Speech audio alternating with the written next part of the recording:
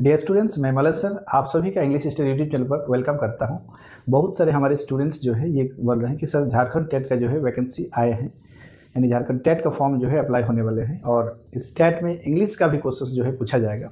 तो sir grammar section में हम सभी को जो है बहुत सारा प्रॉब्लम हो सकता है या होता भी है, तो आप कुछ हमारा मदद कर दें। तो आइए टेट के एग्ज़ाम में हमारी ग्रामर सेक्शन में किस तरह का सवाल पूछा जा सकता है उसका एक झलक आपके सामने रखने जा रहा हूं। एक सवाल है, सबसे पहले इसे रीड करते हैं और देखते हैं कैसे इजीली ऐसे क्वेश्चंस को सॉल्व किया जा सकता है। आइए सबसे पहले हमें सवाल को रीड करना है। क्वेश्चन हमारा दिया हुआ है, दैट इज योर हाउस। हमें यहाँ देखना है कि इस सेंटेंस में मात्र जो है ये सेंटेंस हमारे पास जो है कि दैट इज योर हाउस, हमें करना क्या है कि हेयर योर इज, यानी इस सेंटेंस में जो योर है ये क्या है, क्या ये नाउन है, क्या ये प्रोनाउन है, क्या एडजेक्टिव है या एडवर्ब है। तो फ्रेंड्स हमें ऐसे क्वेश्चंस जो है जब भी पूछा जाएगा तो हमें घबराने की जरूरत नहीं। सबसे पहले हमें थोड़ा सा केस का जो है वो फॉर्म याद रखना है। केस अगर हम देखें तो ये मेनली 3 हिस्सा आता है। सबसे पहले है सब्जेक्टिव केस, दूसरा आता है ऑब्जेक्टिव केस और तीसरा आता है पॉसेसिव केस। पॉसेसिव केस और फिर हमारा ये पॉसेसिव केस 2 हिस्सा में बढ़ता है। एक का नाम पॉसेसिव एडजेक्टिव और दूसरा का नाम पॉसेसिव प्रोनाउन।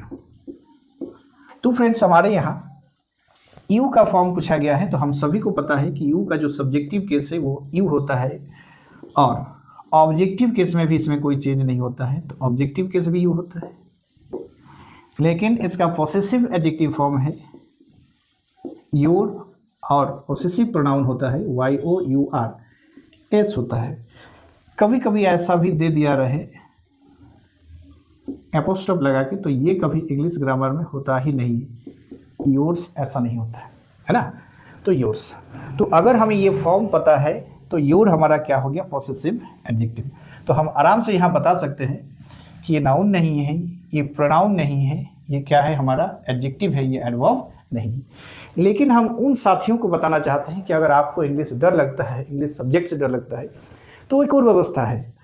यानी हमें एक फॉर्म याद रखना है कि नाउन को क्वालिफाई करने वाला जो शब्द है उसे हम एडजेक्टिव कहते हैं। क्या कहते हैं? एडजेक्टिव। यानी नाउन को क्वालिफाई करने वाला शब्द एडजेक्टिव। मान लीजिए कि आप एक कार खरीदे हैं। क्या खरीदे हैं? कार, है ना।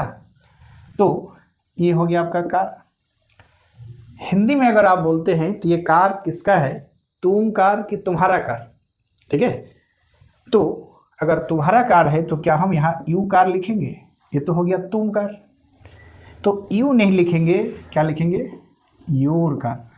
यानी कार को क्वालिफाई करने वाला शब्द यानी कार नाउन है और नाउन को क्वालिफाई करने वाला शब्द को एडजेक्टिव कहेंगे। अगर थोड़ा सा आपको एडजेक्टिव का भी पता है, स्ट्रक्चर का जो है जानकारी है, तो यहाँ से भी आप निकाल सकते हैं कि इस सेंटेंस में हम यू नहीं योर बोलेंगे। तो हमारा इस क्वेश्चन का सही आंसर है कि इस सेंटेंस में योर हमारा सही आंसर होना चाहिए, पॉसेसिव एडजेक्टिव, जो कि पोजेशन नहीं दिया हुआ है इस जगह पर ऑप्शन में, तो हमारा सही आंसर हो जाएगा एडजेक्टिव। आप कमेंट करके बताएंगे कि आपको ये क्वेश्चन को जो है सॉल्व करने का तरीका कैसा लगा। वैसे स्टूडेंट्स को थोड़ा टफ लग सकता है जो ग्रामर से दूर दूर तक कोई नाता नहीं रखे हैं, लेकिन हम आपको बताएंगे कि जो आप बचपन से पढ़े हैं अगर उसके साथ दिल से काम करें, है ना, तो वो सब्जेक्ट आपको काफ़ी अच्छा जो है मार्क्स दे सकता है।